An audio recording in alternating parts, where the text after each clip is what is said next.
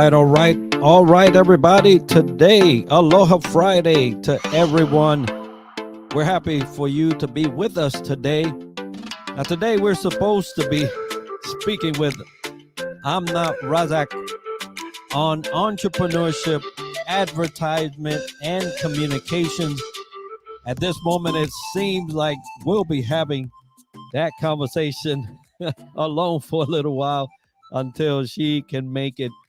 But I love to continue on the show and just open up the conversation on entrepreneurship, advertising, and communications, at least from my perspective, as we go on and wait for her arrival. Now, if she doesn't arrive, that's okay. We'll still have a great conversation concerning the three subjects that we had scheduled for today. Now, if you are joining us live, please get into the comments and let us know that you're with us. Let us know where you're at in this winter season. I know everybody in the United States, at least, has a big difference in terms of where they are. Right? If you're in the north, you're probably in the negatives. If you're down here in Florida with me, you may be in the 20s, 30s, 40s, all the way up to the 80s. And I believe the last couple of days have been a huge disparity between northern Florida and southern Florida. But let us know where you're joining in from. We would love to see you and your comments come in. So New year brings a lot of new things. And unfortunately, the new year also allows old things to trickle over, depending on how disciplined you are, I guess. That will dictate what two outcomes you'll be participating in. But most people have the option to say, you know what, this is the new year. I'm going to get in this thing and I'm going to change some stuff about me. We all know that probably the gym subscriptions went up. Probably there's a lot of things that people signed up for that unfortunately within now and the next couple of months will go away because of the lack of commitment. And so as we bring that word lack of commitment or the word commitment up, it'd be a good time right now to be sure of what level of commitment you are rogering up for, right? What level of commitment are you saying that you're going to have this year? And then check what relationship you have with that level of commitment or the word commitment, because it will also dictate how far you go with those things that you're saying you're committed to. The relationship, and by that I mean, do you have a healthy or unhealthy relationship with the word commitment? A lot of us desire some things out of life, and that's all good and well. But unless your relationship with the word commitment is healthy, then you will probably fall back into your unhealthy habits when it comes to that word and the execution of that, whatever it may be that you have on your list for this year. So let's talk about commitment in the grand scheme of what entrepreneurship is. And I'll tell you, there are many out there that because of the pandemic, I was one of them, because of the pandemic period, chose to go down this entrepreneurship road. Some since then have been very successful, and some have gone back to the workforce, right? So entrepreneurship is not one of those things that you can truly put a label as to, hey, this is going to get you where you need to go, because like I mentioned, that relationship that you may have, whether healthy or unhealthy, will have a lot to say on where on the road of entrepreneurship will lead you. But for those young entrepreneurs out there, the road may seem a little hard at this moment, and even for those that may be seasoned, but in this particular season, it's not looking so good. I just want to encourage y'all to continue on the path that you have set, but with caution, right? With caution. You don't want to continue down a road of lunacy, meaning it's definitely not good for you. And just because you don't want to give up uh, or change, right? Pivot, you may continue to be in something that is just not good for you, right? So consider those things as you march down this road of entrepreneurship, because you may have all the knowledge of the world, but if you are not positioned correctly, or you are not in the right environment, or you are just surrounded by the wrong people, your plan may not come out as you expected. So, a lot of things to consider when you're talking about entrepreneurship. And if you are joining us, please let us know by getting on in the comment section. And simple aloha would be good today. But let us know where you're tuning in from. Now, we are streaming live on several platforms: LinkedIn, YouTube, Facebook, and Parade Deck. So if you are viewing from any one of those, please let us know that you are, which we will appreciate. Now, entrepreneurship this year. If you chose that is a journey you want to go through, a lot of people will caution this journey to make sure you don't confuse it with a great hobby, right? Because they say, a hobby is for you and your time to enjoy that you create.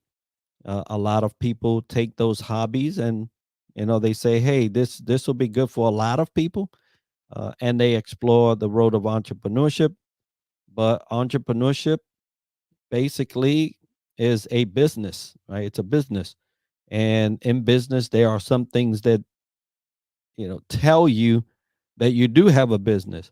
Revenue being one of those things, right? If you're just doing it and you're spending your money and not getting any in, it may be a hobby and not so much a business, right? But, there's a lot of organizations that teach about entrepreneurship. Please go to those. Please go visit your local SBA, your local uh, uh, business mentor groups. I know the government supplies SCORE. SCORE is a great one for you to explore some things. If you are a veteran and you're going to try entrepreneurship, the Rosie Network is good. Bunker Labs is good. Here in the Tampa area, Action Zone is good. Julo Strategy, which teaches the CEO mindset course, is good down here, and they're branching off into other areas, not only in Florida but throughout the U.S. IVMF, which has a great entrepreneurship course uh, of on and in different universities. So look up those things and those resources for you to be able to get a good handle on what that entrepreneurship journey will look like. Because once you're in it, there's only the two things that really can happen: you either close shop or you make revenue, and you continue to grow. So if you're considering entrepreneurship, those are a few resources, and I'll make sure that post this session, I put those links in there for you to consider. Here in Orlando, we have a VEI. We have a chamber that's made for veteran entrepreneurs called FAVOB, and so many other resources. The University of Central Florida has an incubator program. So you just have to know what is available in your region and explore those. If you're a veteran, you get double benefits, because there are programs that are for veterans, and then there's general entrepreneurship programs, and you can take advantage of both. So lack of information is not an issue. Lack of resources and education is not an issue. The issue becomes when you think that you have to do entrepreneurship by yourself and you're lonesome, and then you figure out that you made so many mistakes having that education and support system there ready for you. Not so long ago, I would say maybe less than a week ago, I was able to secure my trademark for Triad Leadership Solutions.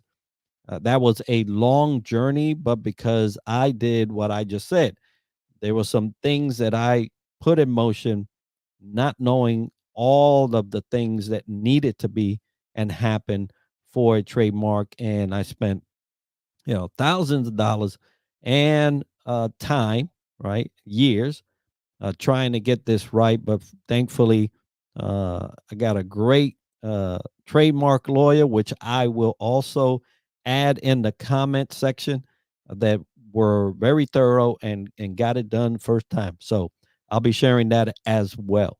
So, the road to entrepreneurship is not, uh, something that's secured for everyone. You have to be ready, for this journey, because it will take a lot of time and effort. Sometimes your let's just say your family makeup is not ready for that. There's a lot of things that I know in talking with my wife. Some trips and some things that you have to do that will buck against maybe your family plans, maybe your family dynamics, and you have to ensure that those things are solid before you go down this entrepreneurship journey, because it will take a lot of time, a lot of effort, a lot of late nights, a lot of missing some things. And from the service member perspective, we like to, when we separate, we like to get some of that family time back. We like to develop some things with our families, and so it may be something that you will struggle with if you're not considering those things in your attempt to become an entrepreneur. Now, I will tell you that in advertising, that's why I had invited Amna to the show today. Advertising, we will have to skip, because I don't do a good job myself in that. But if you are an advertiser for businesses and you're looking at this and you like to get in the chat and share that you can do that for folks, hey, by all means, get in there. Let us know what business you have and how you can help both the civilian and veteran community through advertising. And I wouldn't mind putting you in there as a point where folks can get some work from you. So don't be afraid to put those in the chat, um, so that others can get a hold of your services. Now, um, so let me, as we're talking entrepreneurship, let me just kind of like take you down my road. Maybe you can learn some things in terms of why it took so long. And I mentioned the education piece. So initially, you do some self exploration as to what it will take for you to create a company. Self exploration is a great start, but that can't be all, and then you just go ahead and launch, right? There are some things that need to be in place. And this Friday, today, I'm actually having a double header. Uh, this Aloha Friday session here at 11:30, and then at 1 o'clock, I will be hosting uh, an a representative for finances, especially on the tax side, that their forte is veteran community, but I'm sure they do some stuff for civilians as well. But we'll be addressing that at 1 o'clock after this particular segment of Aloha Friday Live. And I'm going to take you through those, tax incentives, and that particular speaker will be addressing a lot of those tax concerns on that session. In terms of entrepreneurship, there's a lot of tax responsibilities that just you would not normally do, and you have to know these things because hey Shelly, God bless you. I'm looking forward to that tax info as well. But in terms of in terms of entrepreneurship, you will be responsible for that, and you have to know when and how and who through and how to take advantage of the tax incentives that they have for businesses and all those things. And I'll tell you that I'm not well versed in all of its entirety. That's why you get someone that can do that, right? I have three missions as the CEO, right?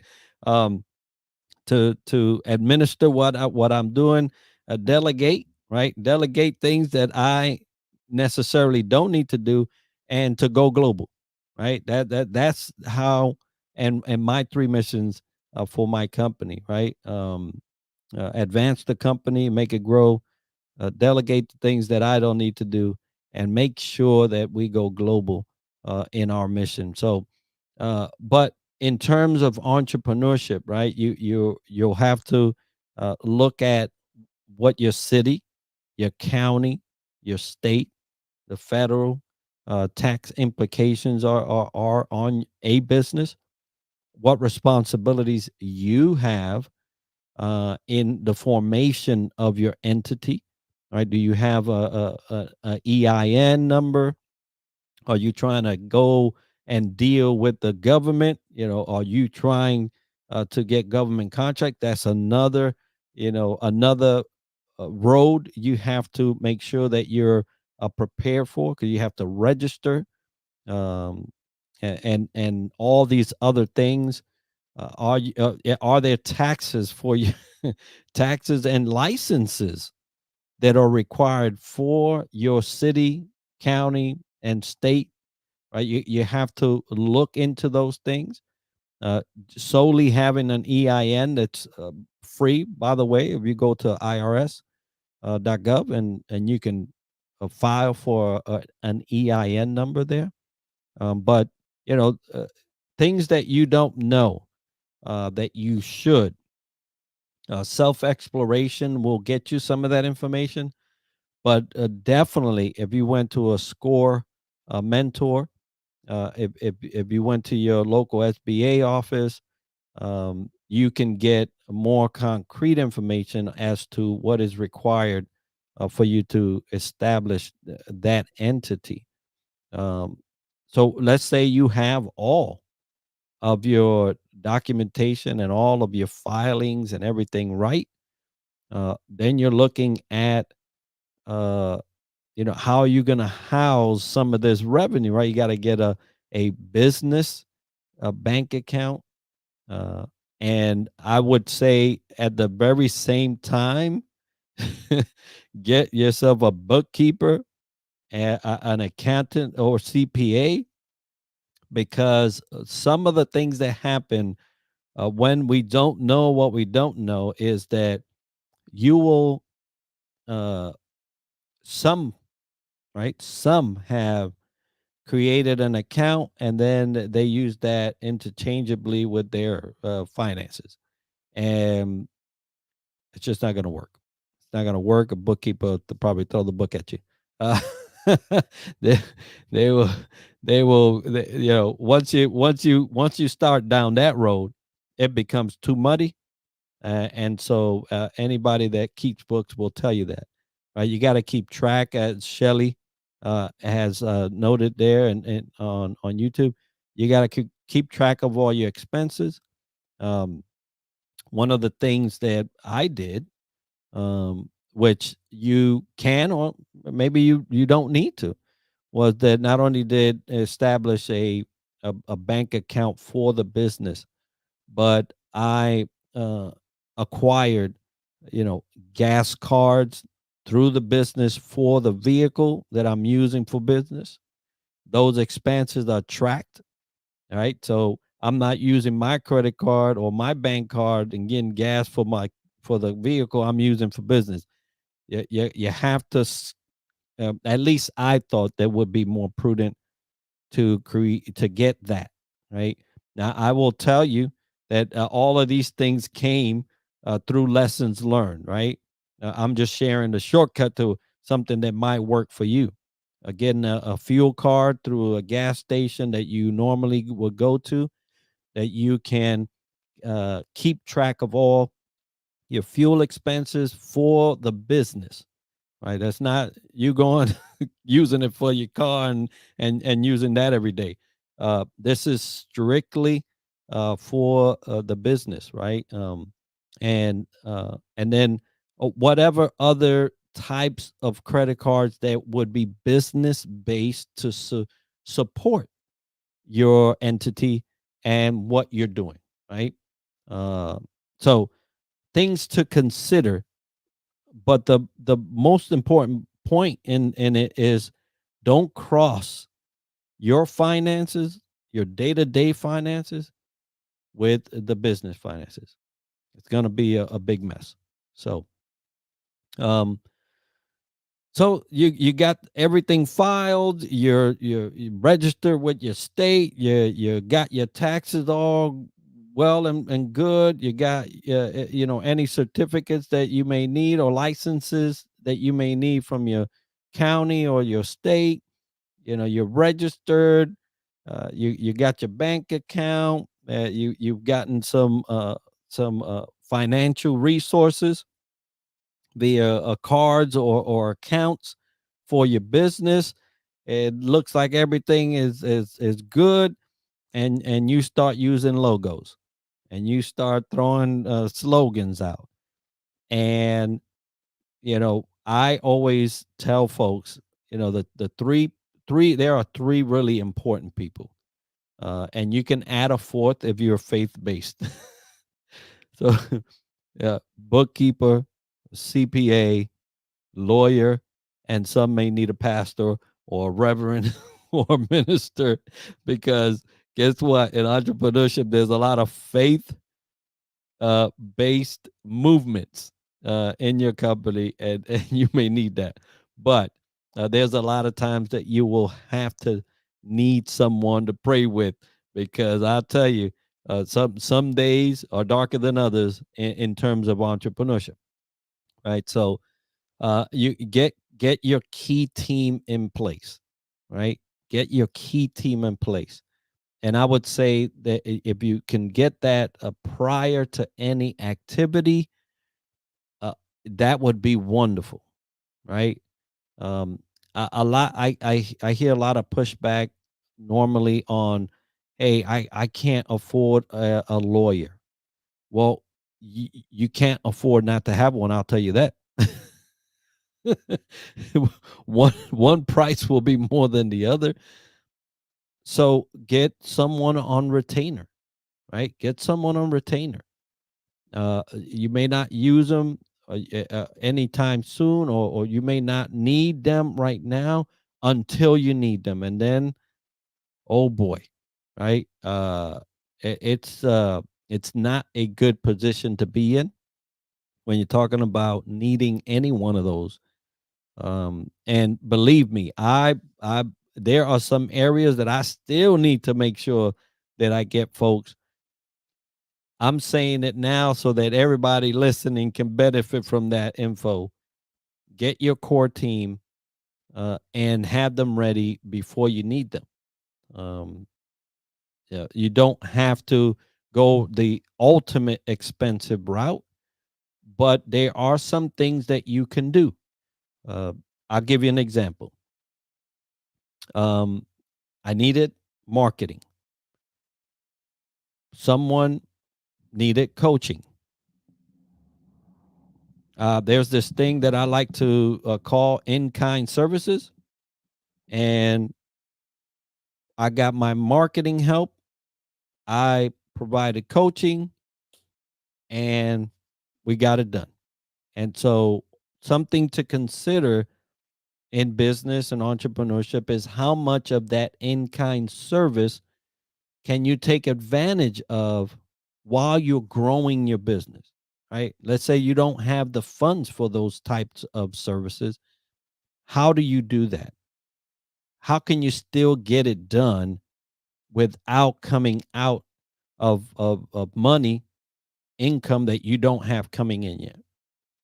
Use your talent, trade talent, talent for talent, service for service. You can do those things. And it has worked for me in certain occasions where I have needed it. So consider that. All right. So you got your core team, you got your all your entity stuff is good. You got your core team in place, and now you're thinking, hey, I have a logo. I want to trademark this thing. Get a trademark lawyer. This is why I'm telling you. Thousands of dollars that got paid, and I got no trademark until I went to a trademark lawyer. So lesson learned there. Lawyer is not all inclusive. There are people and there are specialties within the lawyer community. You're going to go get a business lawyer for your business stuff, right? And you have to know who you hiring and why you're hiring them, and ensure that they can actually do what you're asking. I went to a trademark lawyer, and now I have my trademark. So, there's some responsibilities there too. So, just because you got your trademark, the responsibility didn't end there.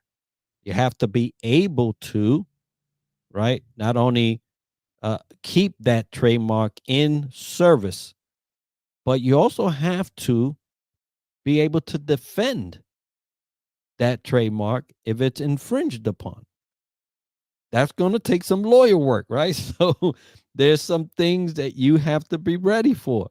A nice logo, it's nice for you, but it may cause more trouble than anything. So consider that before you go doing things that you think will be good for your business that may not. So, um, and then there's other requirements, reporting requirements that come with having that trademark. It's not an overly too great of a thing to do, but if you don't do it, you run a risk of having your logo, your trademark registry, canceled out, and then what, right? So things to consider. And how do you? Oh, how do I know all the? Get with some entrepreneurs. Get a support system. Shelly talked about, getting a community, a prayer community. Hey, I rely on prayer community. I rely on entrepreneurship community, because there are a lot of things that, as I'm describing these things to you now, and you're like, whoa, I didn't know that. In those communities, a lot of conversations, and we feed each other the shortcut, right? And not a shortcut, but hey, this is what it is. Go there. And we're able to save ourselves some time, energy, and frustrations, uh, because they already have been there, right? Shelley says shared experiences, best practices. Absolutely. And you need those.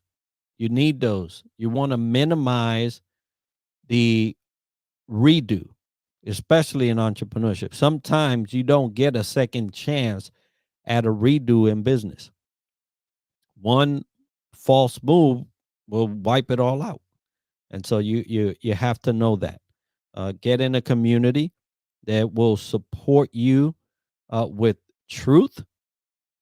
Can I get an amen on that? Yeah, with truth. Don't get in a community that will thumb you up all the time, knowing good and well you're headed down the wrong path.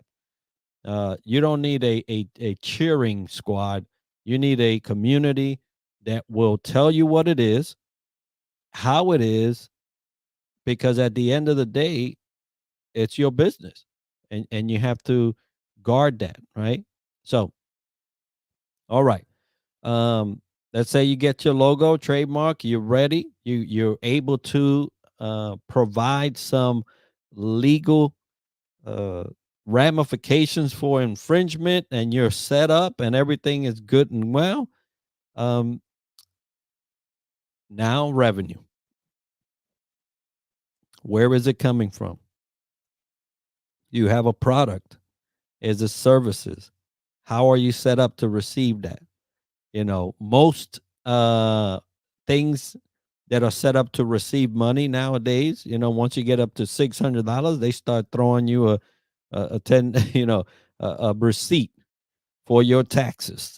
So there's a lot of folks that are out there making money through Venmo, through the Cash App, through all kinds of other apps, PayPal. Yeah, once you get to 600, they're going to start reporting it.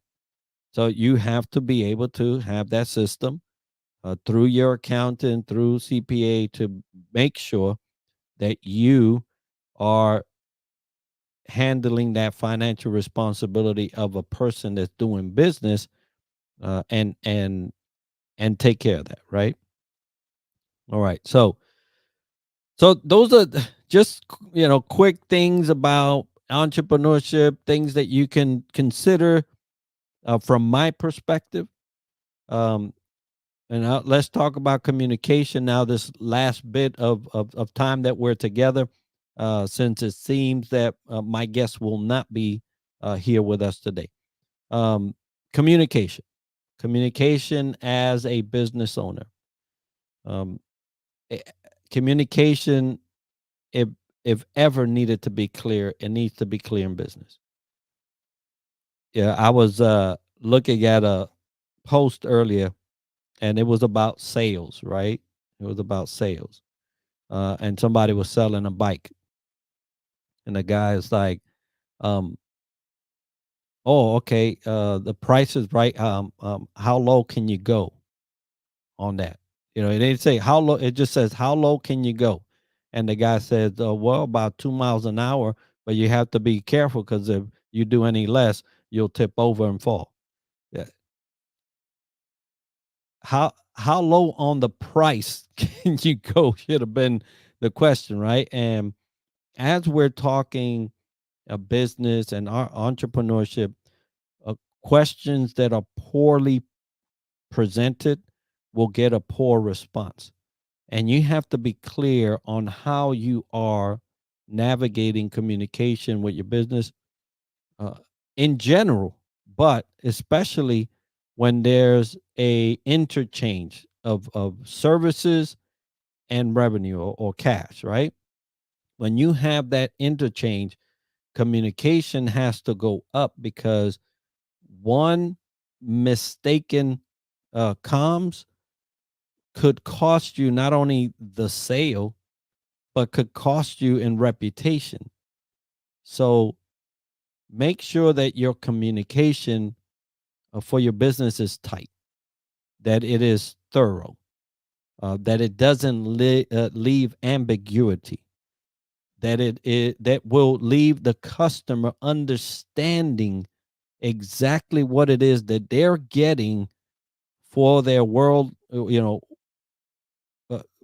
well earned money. They worked for it. Now they're giving it to you for a service.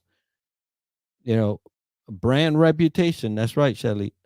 It starts with you and your mouth. I just gonna tell you right there. It starts with you and your mouth, and then how you communicate that via the different means that we have to communicate. And you have to understand that at the end of it all, it's you, right? So if you're a poor communicator, with other businesses. Maybe you're doing business to business, um, or you're just selling a product to the general masses.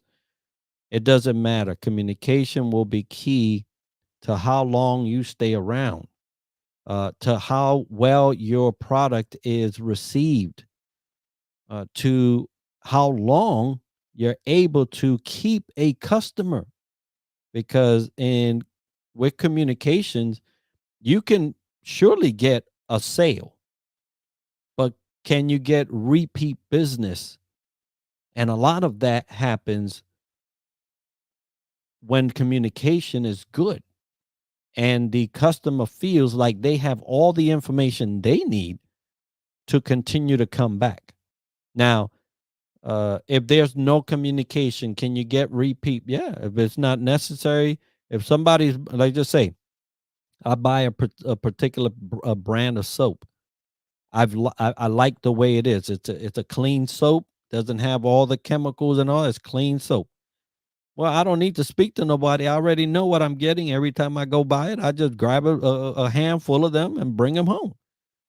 I don't need to speak to anybody, right? So yeah, there's some instances, especially if you have a product that is good enough. Now I'm sure if I have questions, I can ask, but I don't need to. I know what I'm buying, and I like what I'm buying, and I'll continue to buy it. And so uh, yeah, the product can build brand loyalty, but also the communication can as well, right? If they didn't put the right label on it that described exactly what I'm getting, and I have questions, I might not get it until my question is asked, right? If it's complete and I can say, okay, I think I have the information I need, I can progress with this purchase and I'll continue to buy it until there's a question, right? So communication is key, not only internally for you and your business, because that also can be detrimental, but definitely as you're presenting your product to the world, whether it's a actual product or it is a service, right? Now, service-based industries have to really be clear because they are purchasing you, right? When someone goes to my website and they book some time to speak to me concerning leadership development, they're going to look at my website. They're going to look at references. They're going to look at all kinds of stuff because it's going to speak to me. And then they're going to make a determination whether that communication was good enough for them to say, I'm going to put my money down and spend some time with Enrique talking about leadership because it has been proven through communication and the testimonies or referrals that he can do what I need. So I have to make sure that that communication is very clear. Um, if I aim to provide that service for someone, right? All right. Well, folks, I believe that that's all I wanted to share. I had someone, and I will see if they can come back on another time. But for the sake of my double header and giving me some time between the two, I'm going to call it right now. And if you have any entrepreneurship or comms communication questions, you can put them in the chat. I'll get to those. You can put them in the comment section on YouTube or Facebook. That's fine. Throw them in there. I'll look for those. I'll answer them as soon as I see them. But for today, thank you, Shelly. I appreciate that. I hope that you learned something new about entrepreneurship, at least keyed into something that maybe you did not consider. You learned something new, or are thinking about your communication. Is it making a mark? Is it leaving a lasting impression? Is it helping or is it hindering you as you're on the road to creating revenue for your business? Um, God bless you all. And I tell you that I will see you here again at 1. where I bring the next guest. For today, I hope you got some information that's worthwhile and will help you out. I bid everyone Aloha Friday. Be safe. If this is the only one you're catching today, God bless you, and we will see each other again next week.